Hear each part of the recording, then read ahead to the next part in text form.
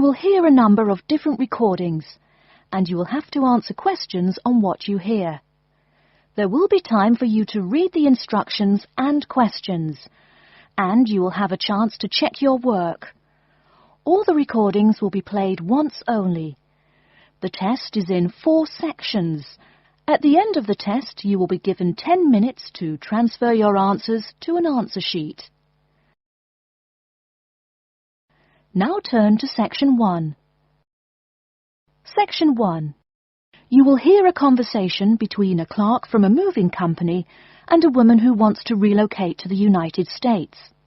First, you have some time to look at questions 1 to 6.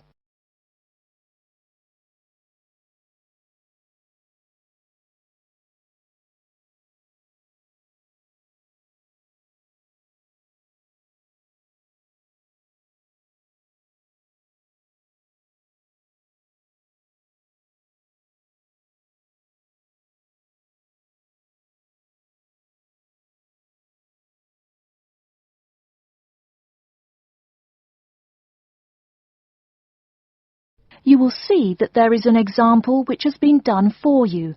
On this occasion only, the conversation relating to this will be played first.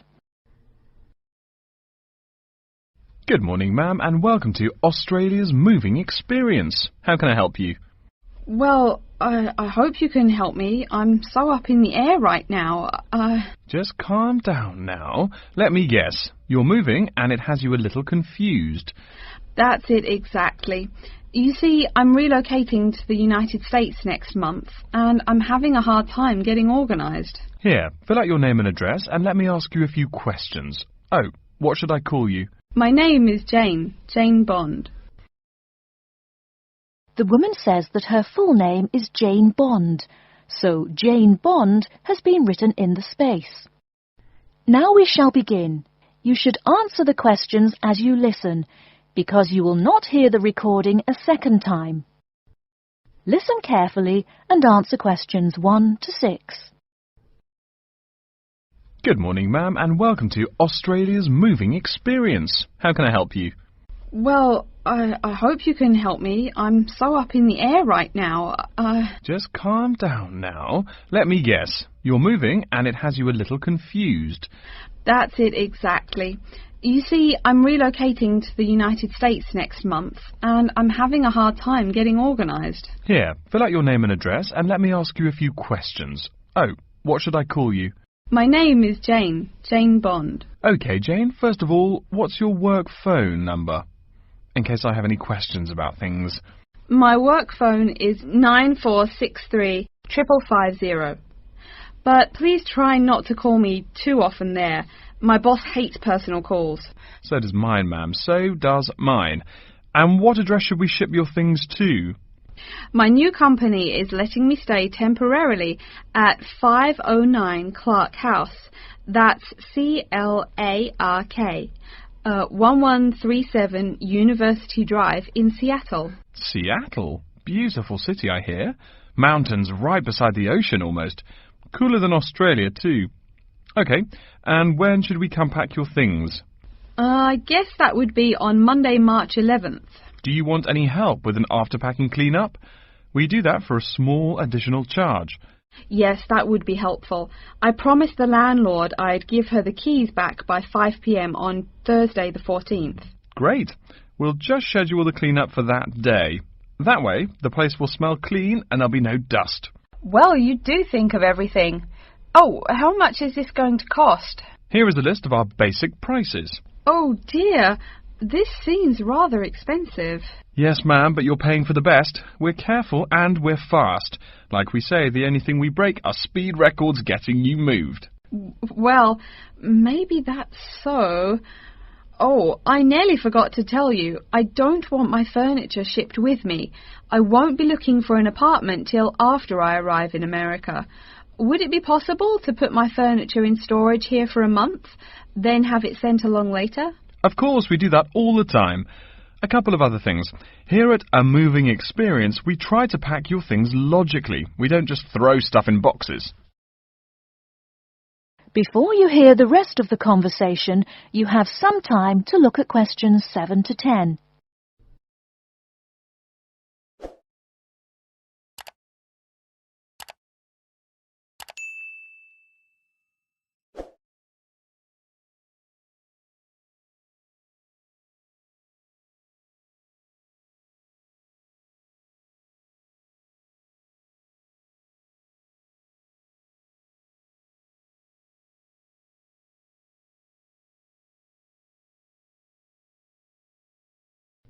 Now listen and answer questions 7 to 10. Do you have any special requests? You know, things you want packed in some special place so you know where to find them. Like what? Oh, I don't know. Things like dishes, maybe. Not to be rude, but you look like a lady who likes to eat.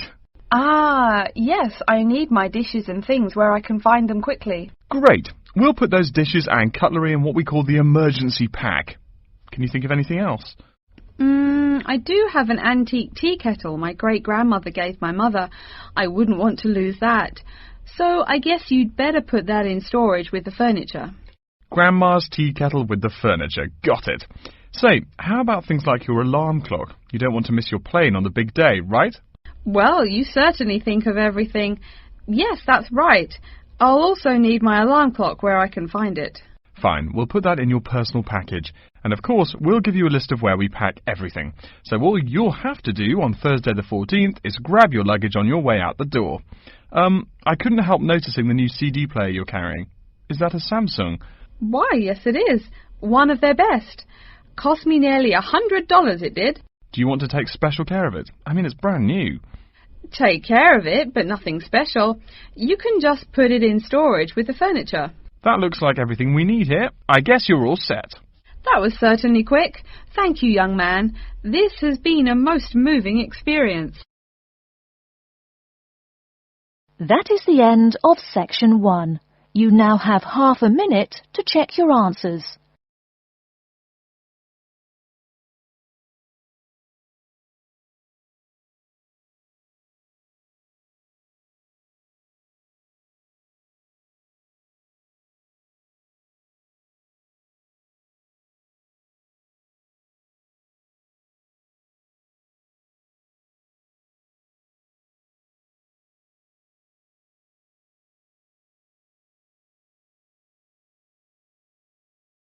Now turn to section 2. Section 2. You'll hear an introduction to a conference on computer system language learning. First, you have some time to look at questions 11 to 16.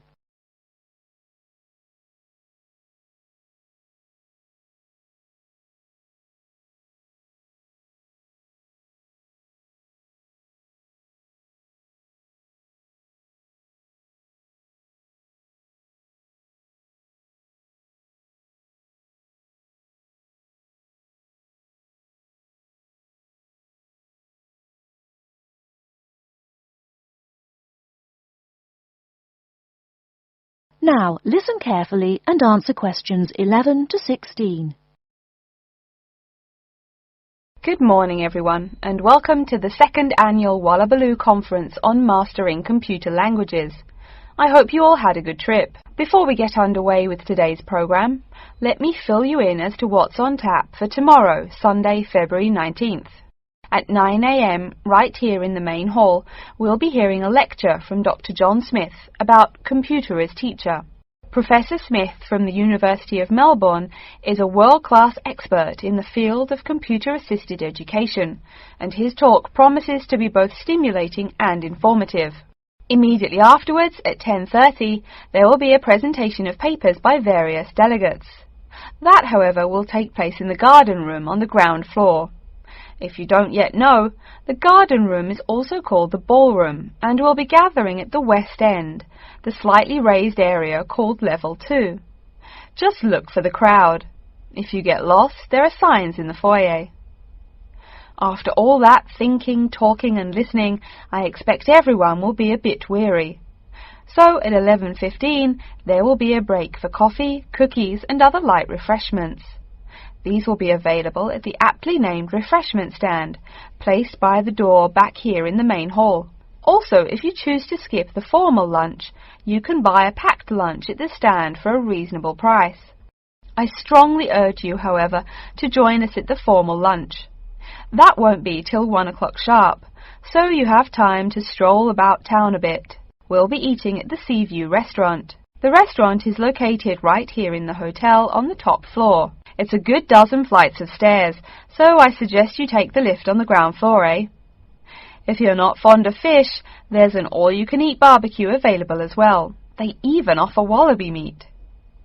After lunch, we'll troop back downstairs to level 2 in the ballroom for the presentation of further papers, which will begin at 2 p.m. Please try to be on time. I know you'll be a bit tired after lunch, but the ballroom echoes so with people coming in late. Thank you in advance. Once we've heard the papers, we'll break for afternoon tea at 3:10 p.m. No need to walk. The manager of the refreshment stand has graciously agreed to have tea served in the ballroom. He's even promised us some special scones, baked from a recipe of his dear old Scottish grandmother. Then, tea being drunk and scones munched, we'll retire here to the main hall for some closing remarks and questions. So, by 5 o'clock, we should have the conference wrapped up. But the fun isn't over. This is Australia, mates. We'll be flocking to the hotel's own Palm Lounge on the east side of the foyer for an informal reception. You can relax, mingle with the other delegates, and let your hair down a bit. This will run from 5:10 to 6:10, though you're free to stay as long as you like. The lounge manager has informed me that for the duration of the actual reception, you can have all-you-can-drink beer for $20 with purchase of an advance ticket. Before you hear the rest of the talk, you have some time to look at questions 17 to 20.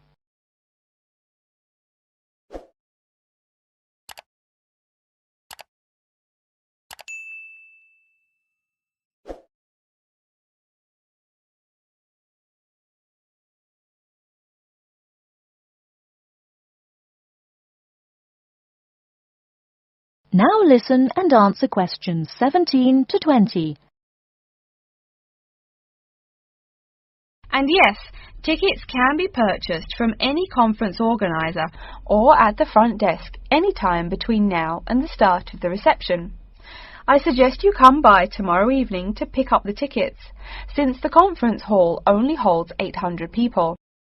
That way you can also get your journey planned ahead of time and be sure not to miss this truly memorable conference. If you want cocktails, however, I'm sorry, you'll have to pay for those at the regular price. Oh my goodness! Speaking of paying, I see I forgot to tell you a couple of things. The first is about lunch. The charge for the lunch will be $15 for all you delegates. If you have guests with you, the cost is $25 for the general public and $6.50 for children under the age of 10. That's $15 each, not total for everyone. Another item is about the lunch menu. I very much urge you to try the fish. I mean, look at the restaurant's name, the Sea View. As the name suggests, it is a famous seafood restaurant. The chef is a Basque from Spain, and he really gets quite put out when people ignore his fish specialities for burgers or barbecue. If fish isn't your thing, though, try the steak. He makes an exquisite filet mignon topped with blue cheese and mushrooms. Finally, if you'd like to buy a ticket, you can have both lunch and unlimited beer for $35. I should have mentioned that earlier, but I am a bit forgetful. Maybe I should avoid the beer after the conference, eh? Well, I've said my bit. Are there any questions? That is the end of section 2. You now have half a minute to check your answers.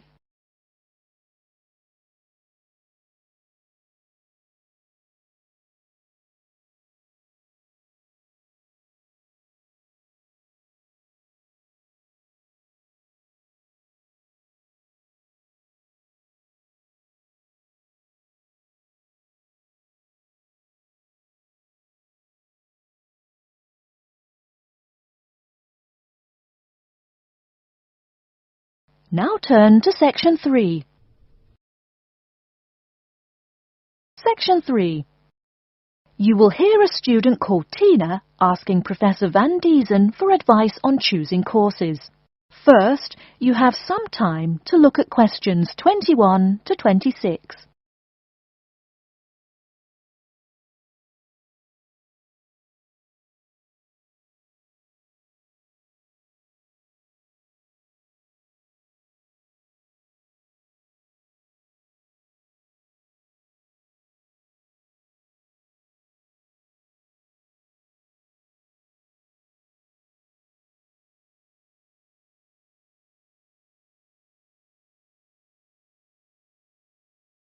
Now listen carefully and answer questions 21 to 26.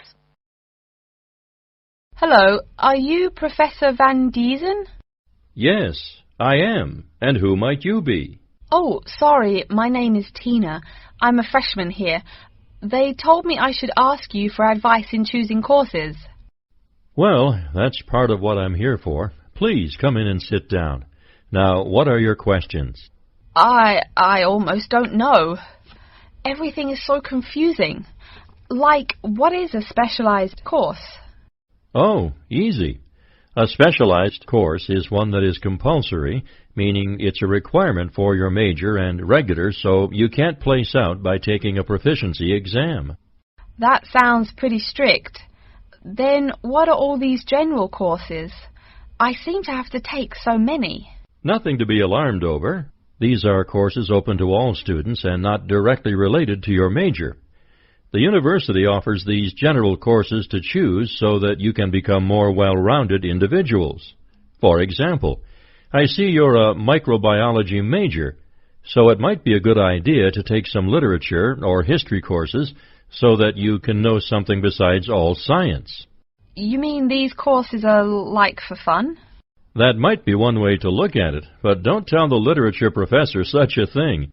Think of a general course as the opposite of a specified course. A specified course is one that pertains directly to your major. So, can I take any microbiology course I want? Let's see.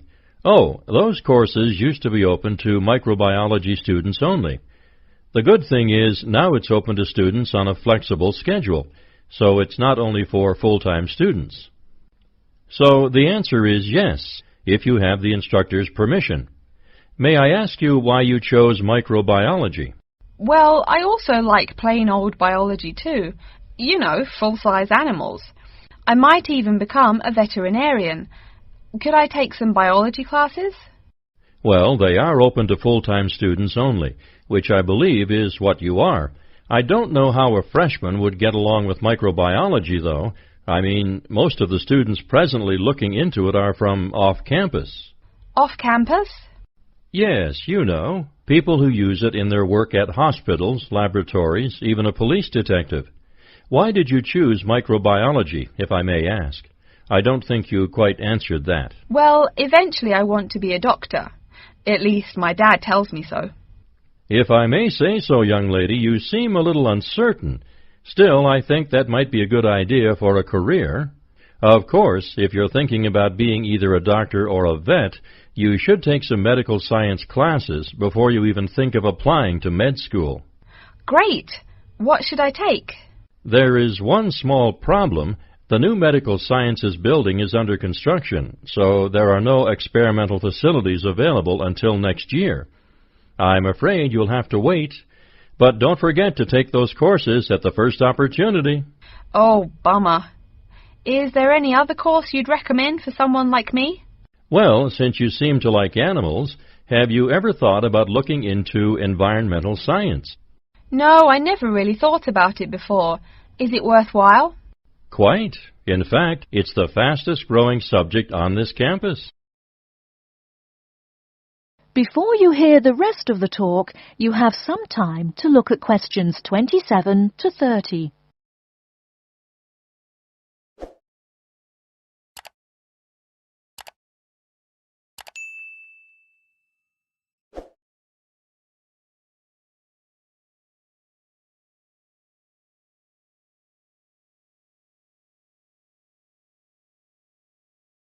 Now listen and answer questions 27 to 30.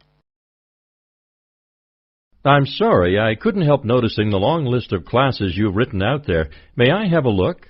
Oh, sure. Medical science, statistics, laboratory techniques, medicine, mathematics, computing. My, a bit of everything here.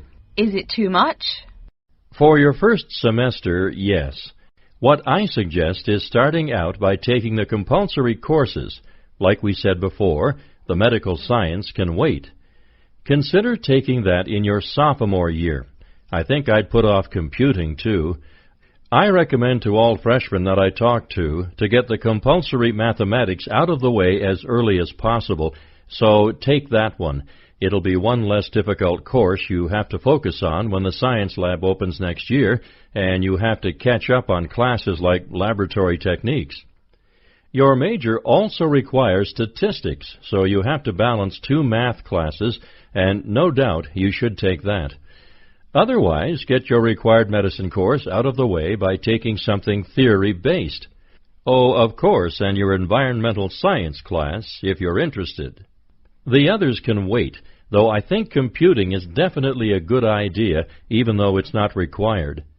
I see, too, on your paper there, you seem to have had high marks on the entrance exam. Yeah, I guess so. Don't be shy. Have you thought about applying for a scholarship? Do they have any? I mean, my dad is always complaining about how much money it costs him. In your department, there are actually 3 full scholarships available. They cover tuition and provide $1,500 cash. $1,500 cash? Party! Please, miss, the money is intended more as a textbook allowance, not party money. If you promise to behave, I'll show you how to apply. Great, and thanks. That is the end of Section 3. You now have half a minute to check your answers.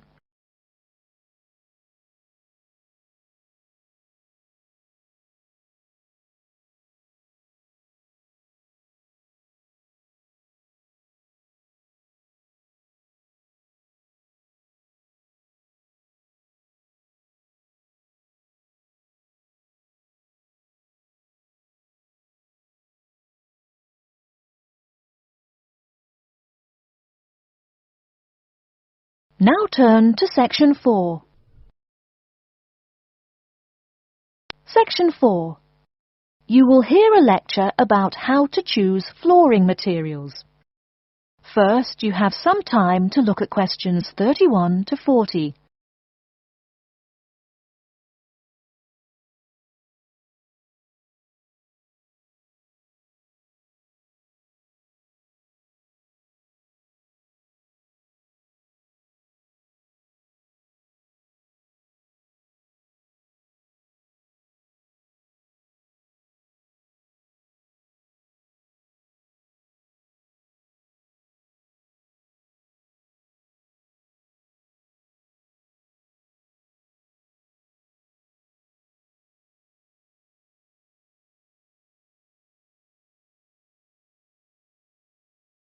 Now listen carefully and answer questions 31 to 40.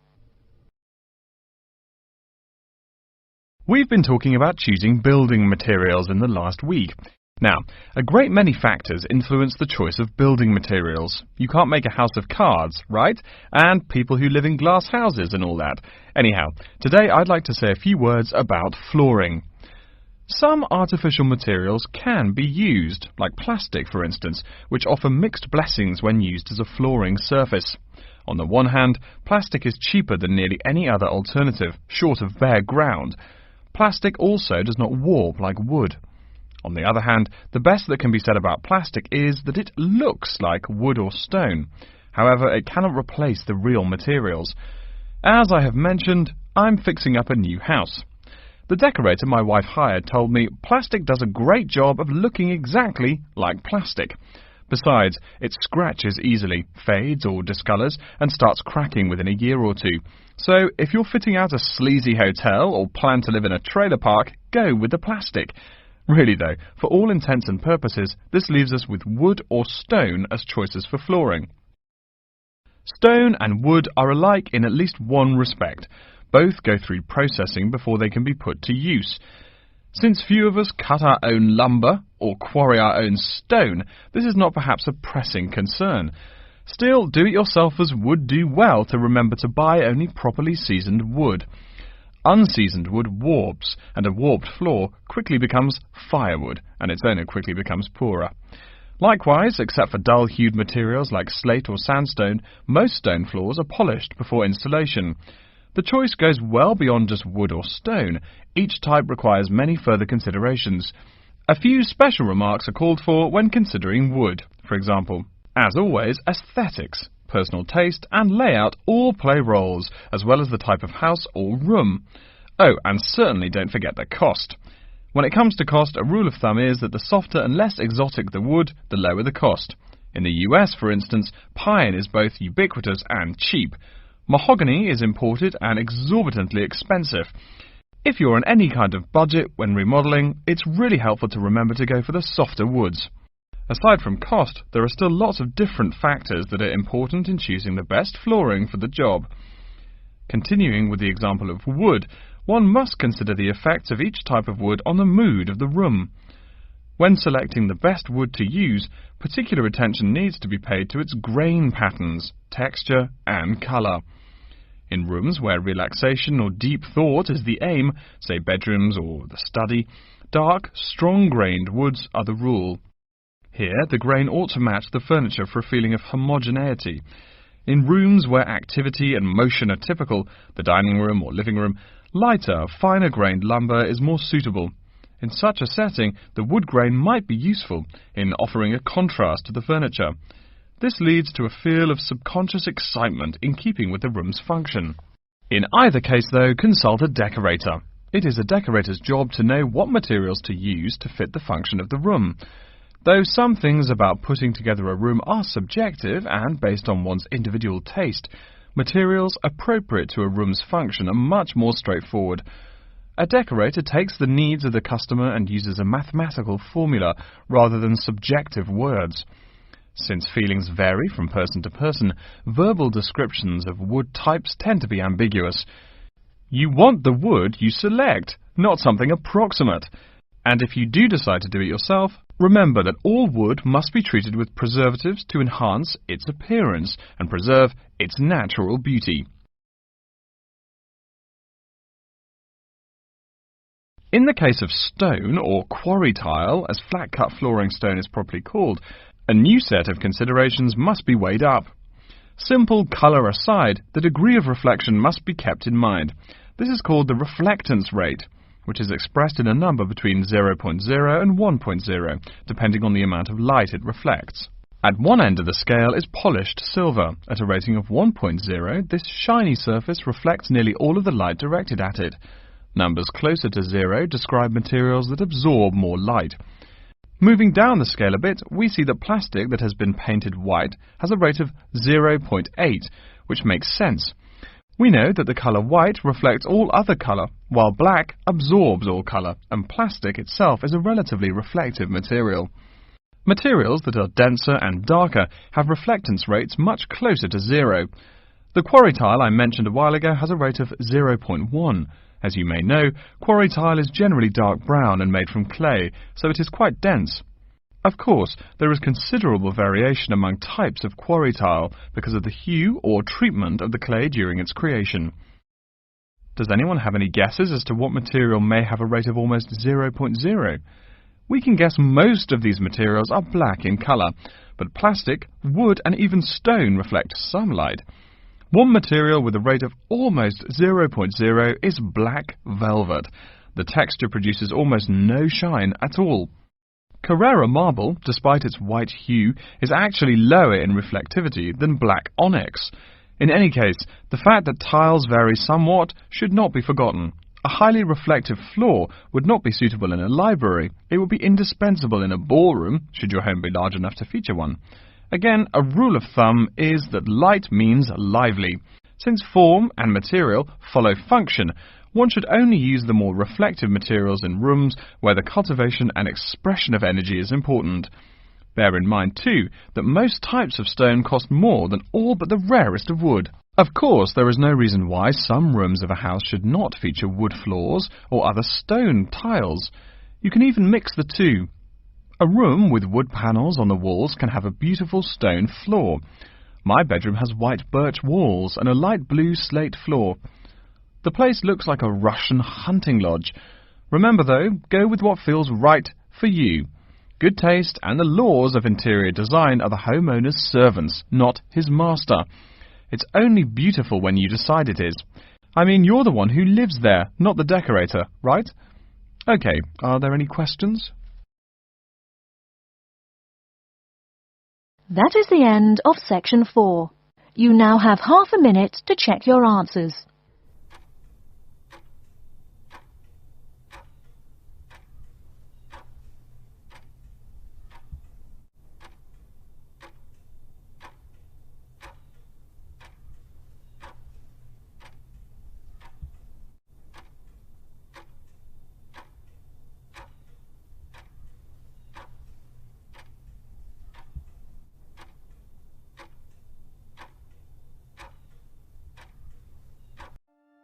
That is the end of the listening test.